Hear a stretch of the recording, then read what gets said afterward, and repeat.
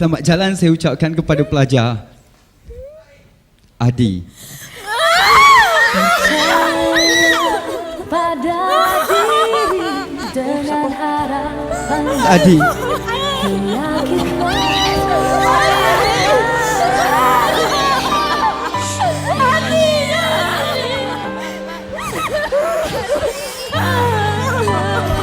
Rancangan reality TV didefinisikan sebagai program yang mempersembah situasi dramatik atau lawak jenaka yang tidak berskrip. Ia berdasarkan babak sebenar di dunia nyata dengan menampilkan orang biasa dan bukannya pelakon profesional. Program sebegini biasanya mendapat jumlah penonton yang tinggi, oleh sebab itulah ia semakin tahun beranjak semakin banyak rancangan yang dihasilkan. Dari nyanyian dan kuis ke personality TV, penyiaran singgah Islamik yang mampu menarik audiens dari setiap lapisan masyarakat untuk menonton dan menghantar undian kepada peserta kegemaran. Selamat datang ke channel Kak Ponti TV. Hari ini Kak Ponti TV akan menyenaraikan 9 kontroversi melibatkan rancangan reality TV di Malaysia. Sebelum anda terus menonton video ini, jangan lupa untuk subscribe dan tekan butang loceng untuk lebih banyak lagi video yang menarik. Tidak dinafikan, kontroversi sangat membantu sesetengah program reality TV untuk meraih jumlah tontonan yang banyak. Walau bagaimanapun, kadang-kala kontroversi yang melanda peserta program itu sendiri menyebabkan imej peserta tersebut tercalar sehinggakan program reality tersebut terpaksa dihentikan musim seterusnya. Di tempat ke-9, rancangan Mencari Cinta. Rancangan Mencari Cinta di TV3 telah memberikan ruang baru kepada definisi reality TV di Malaysia. Rancangan ini disiarkan pada tahun 2005 di TV3.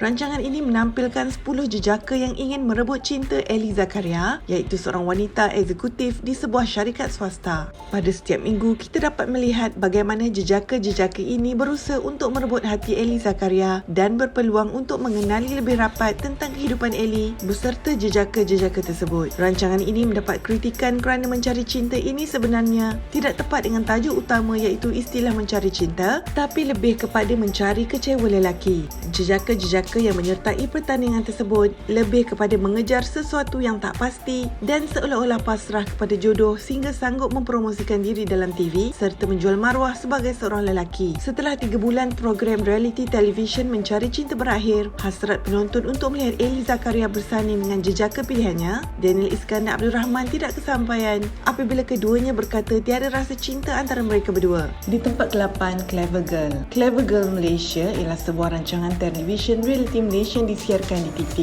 Ia diterbitkan bagi menguji kecerdikan dalam kalangan wanita dan mula bersiaran dari 13 Mac 2016 sehingga 13 Oktober 2017 serta dihoskan oleh Alif Sata. Clever Girl Malaysia diwujudkan bagi mencari gadis yang terpintar negara serta berperwatakan menarik di mana setiap peserta mewakili setiap negeri kelahirannya.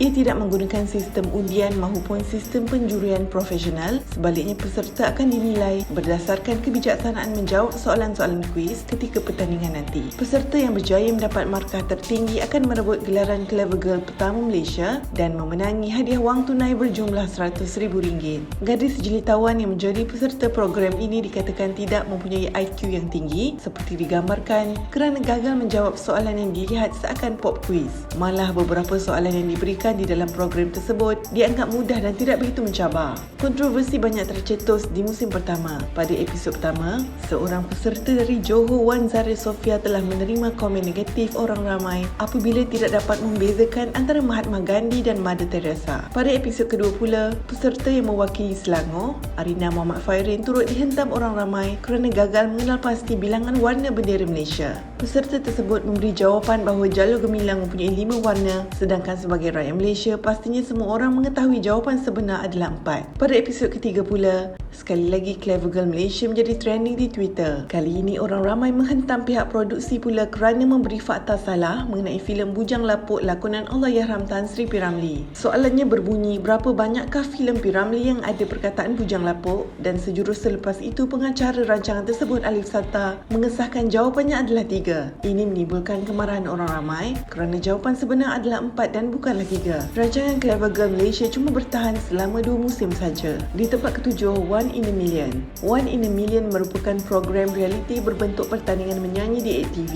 yang menawarkan RM1 juta kepada juaranya untuk tujuan pembangunan kerjaya si juara sebagai artis. Antara ciri istimewa dan unik dalam format OIAM termasuk mengalu-alukan penyertaan artis yang masih memegang kontrak rakaman, proses central eliminations yang melibatkan ujian blind test yang mana juri memerhati bayangan peserta sambil menilai mutu vokalnya, dan proses penyingkiran dijalankan di awal setiap malam pertandingan mingguan. Kritikan netizen ketika itu tercetus apabila program tersebut dikatakan kurang mencungkil bakat baru kerana penyanyi yang sedia ada dan berpengalaman diberi peluang untuk bertanding, menyebabkan bakat baru yang ketiadaan pengalaman banyak yang tersingkir dari awal. Antara penyanyi sedia ada yang menyertai pertandingan itu adalah Dayani Faizah, Tomok, Sheila Amzah, Siti Sarah dan ramai lagi. Walau bagaimanapun, dari sisi positif, pertandingan One in a Million ini mewujudkan persaingan sihat dalam industri seni nyanyian tanah air. Rancangan One in a Million bersiaran selama 3 musim saja sebelum dihentikan siarannya. Di tempat ke-6, Gegar Vaganza. Kejap sedih. Aku jadi tak faham ni kenapa tiba-tiba sedih ni Kak Nina, kenapa? Minggu ni minggu duet betul. Ya betul. Ina benci minggu ni. Kenapa? Sebab masa GV3, Kak Ina tersingkir masa minggu berduet tau. Oh, Gegar Vaganza ialah sebuah rancangan TV reality yang mengetengahkan penyanyi-penyanyi berpengalaman dan profesional yang telah lama menyepi dari tumpuan peminat dan pihak media untuk menghidupkan semula kejayaan dan bakat mereka kepada umum. Gegar Vaganza tidak pernah lekang dilanda kontroversi setiap musim. Bermula dari penaja sehingga ke pengacara dan peserta, Gegar Vaganza sering dikritik netizen dan menghiasi laman gosip di media sosial. Kontroversi yang paling memuncak ialah di musim ke-9 di mana format pemilihan peserta dikatakan tidak sesuai dengan objektif program dan dilihat tidak adil. Di musim ke-9, banyak penyanyi baru yang masih aktif dan masih muda dipilih untuk bersaing dengan penyanyi yang sudah lama menyepikan diri dan lebih berusia. Hasilnya, penyanyi yang lama menyepikan diri tersingkir awal dan penyanyi yang masih aktif serta lebih muda mendominasi minggu-minggu terakhir dan konsert final. Keputusannya, Jacqueline Victor yang dari awal dijangkakan akan menjuarai musim tersebut merangkul gelaran juara dan berjaya membawa pulang RM100,000. Di tempat ke-5, Pencarian Dewi Remaja. Pencarian Dewi Remaja merupakan pertandingan kecantikan gadis remaja Malaysia yang dianjurkan oleh majalah remaja terbitan kumpulan Karang Craft. Pertandingan ini bermula seawal tahun 1985 dan hanya diketengahkan dalam majalah remaja terbitan Karang Craft. Bermula dengan Pencarian Dewi Remaja 2014-2015, pertandingan ini telah diterbitkan dalam bentuk reality TV dan disiarkan di Astro. Kontroversi melanda apabila salah seorang peserta iaitu Mawar Rashid tidak tahu tentang maksud GST sedangkan isu tersebut sedang hangat diperkatakan dalam negara. Memang GST ni bagus lah sebab even though kita kena bayar lebih sikit yang gaji tak silap Mawar tahun lebih RM10,000 RM100,000 kot baru. Okey, kalau salah I'm so sorry. Selain daripada tidak tahu apa itu maksud GST, Mawar Rashid juga dikritik teruk kerana cara menjawab soalannya yang nampak agak fake. Setelah dihentam teruk oleh orang ramai, Mawar Rashid telah tampil menerusi akaun Instagramnya untuk memohon maaf kerana gagal memberikan maksud GST. Kesibukan dirinya sebagai seorang pelajar menyebabkan Mawar tidak mengambil tahu tentang isu semasa ini. Kontroversi sekali lagi melanda apabila juara Dewi Remaja 2018-2019, Hani Syahani yang gelaran juaranya ditarik semula kerana video pesta arak yang tersebar di internet. Ia menimbulkan soalan dalam kalangan warganet. Sekiranya ikon remaja yang sepatutnya menjadi contoh yang baik kepada yang lain gagal berbuat demikian, apa perlunya program sebegitu masih diteruskan? Ramai pemenang Dewi Remaja dan hero remaja yang berjaya mencipta nama dalam dunia hiburan sebagai pelakon. Antaranya Azhar Sulaiman, Norman Hakim, Zaid Zaidi, Kamal Adli, Rita Rudaini, Shah Al-Yahya dan Nilofa. Walau bagaimanapun, hanya kerana satu kesilapan, imej baik yang dibawa program-program sebegini tidak lagi sehebat dulu. Di tempat ke-4, Sehati Berdansa. Dua pasangan bakal berentak merebut gelaran juara Sehati Berdansa. Jangan ke mana-mana, kembali sama sini Amisa dan Khairil, Lisa dan Fauzi di Kemuncak Sehati Berdansa. Sehati Berdansa merupakan program hiburan reality yang menampilkan personaliti popular di Malaysia menari secara berpasangan suami dan isteri di hadapan penonton dan juri. Mereka akan mempersembahkan tema tarian yang ditetapkan pada setiap minggu. Cerita di sebalik tabir persiapan mereka di rumah atau di studio pasti menyentuh jiwa penonton. Penonton juga akan didedahkan kepada persekitaran kehidupan seharian personaliti dan pasangannya. Setiap pasangan akan menari demi mewakili pusat kebajikan yang ditetapkan khusus khusus untuk mereka. Penaja akan mendemakan sekiranya mereka berjaya meneruskan persaingan. Kontroversi mula tercetus apabila dikatakan rancangan itu seolah-olah mempunyai sumpahan. Kebanyakan pasangan suami isteri selebriti yang menyertai pertandingan itu dikatakan mengalami masalah hubungan suami isteri lantas mengambil keputusan untuk bercerai. Untuk musim pertama, 5 daripada 8 pasangan selebriti yang menyertai telah bercerai. Untuk musim kedua, 3 daripada pasangan selebriti yang menyertai musim tersebut juga turut bercerai. Untuk musim ketiga pula, 4 daripada 9 pasangan peserta mengakhiri perkahwinan mereka. Seperti ada sumpahan, bukan saja peserta, malah pengacara rancangan itu turut terpalit dengan masalah hubungan. Untuk musim pertama, iaitu pada tahun 2007, rancangan tersebut menyaksikan pasangan kekasih yang sedang hangat bercinta ketika itu, iaitu Fahrin Ahmad dan Linda On. Awal Ashari pula menjadi pengacara selingan dalam rancangan tersebut. Hubungan yang dibina selama 5 tahun berakhir pada tahun 2008. Selepas berakhirnya hubungan Fahrin dan Linda On, Fahrin menjalinkan hubungan cinta dengan Shah Al-Yahya yang juga digandingkan bersama sebagai pengacara dalam Sehati Berdansa musim yang kedua. Pada tahun 2009, hubungan Fahrin dan Shah berakhir secara tiba-tiba. Shah kemudiannya menjalinkan hubungan cinta dengan pengacara selingan Sehati Berdansa iaitu Awal Ashari dan mengambil keputusan untuk berkahwin. Rancangan Sehati Berdansa dihentikan sehingga musim ketiga saja kerana terpaksa mencari pengacara yang baru disebabkan tragedi kisah cinta yang berlaku dalam kalangan pengacara rancangan itu dan kecaman netizen yang menuduh rancangan itu mempunyai kaitan dengan penceraian pasangan yang menyertainya. Di tempat ketiga, Big Stage. Big Stage ialah sebuah rancangan televisyen reality menampilkan bakat muda generasi alaf baru dalam industri muzik Malaysia yang juga dikenali sebagai Budak Baru Naab atau BBNU.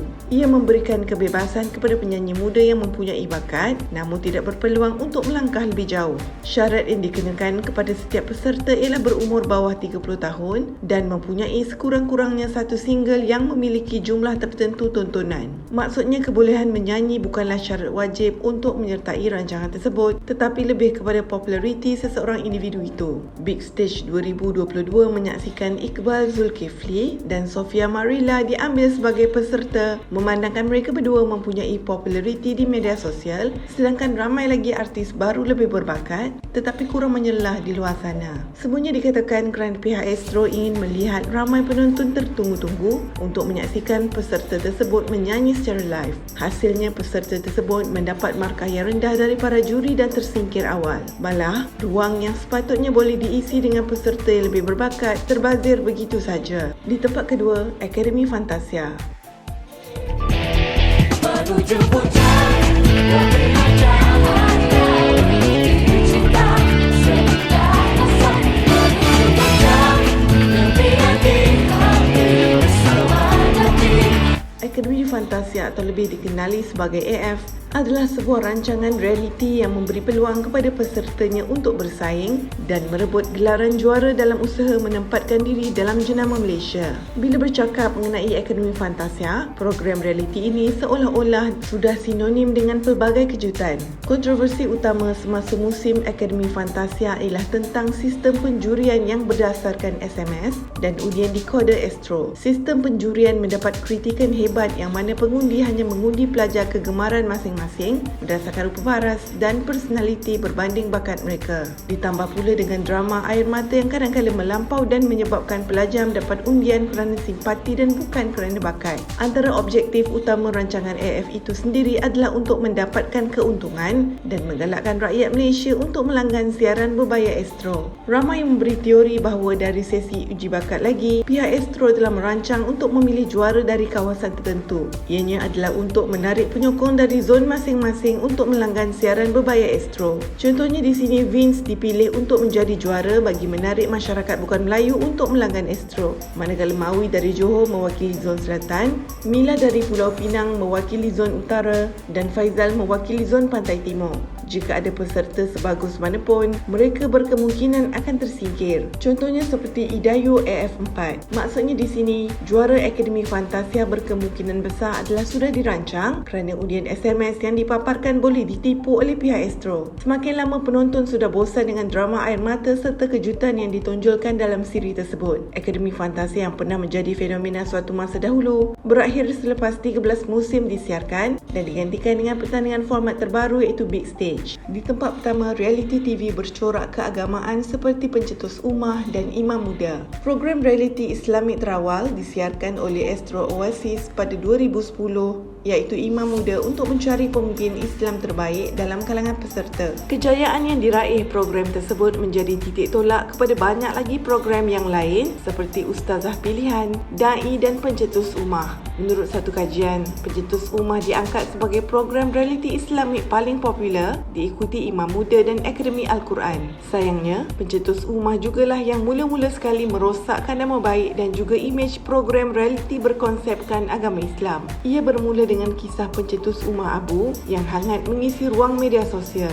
Pio Abu dikritik hebat kerana menduakan isterinya demi seorang wanita lain yang juga merupakan seorang pengasas produk kecantikan tempatan. Situasi bertambah tegang apabila beliau menceraikan isterinya yang syarat mengandung melalui pesanan ringkas di WhatsApp dan menikahi isteri kedua tanpa persetujuan. Sejak itu, Pio Abu dilabel sebagai penunggang agama untuk semua perbuatan yang dilakukannya oleh warganet. Ia tidak terhenti di situ apabila Da'i Wan turut dikaitkan dengan kes itu kerana keengganan beliau untuk menegur Pio Abu seperti yang dilakukan untuk pelakon wanita yang memilih untuk membuka hijab mereka iaitu Ukasha dan Mama Embong. Sebaliknya, Da'i Wan memilih untuk membahaskan isu kesahihan penceraian melalui sistem pesanan ringkas yang hanya menambahkan minyak ke dalam api yang sedang marah. Selepas itu, seorang lagi ustaz selebriti meraih kecaman daripada warganet ekoran kisah yang hampir serupa iaitu Da'i Farhan. Berikutan kontroversi yang melanda, ramai warganet memaksa penarikan semula gelaran Pio, Da'i dan termasuklah ustaz kerana mereka ini tidak layak membawa imej suci Islam.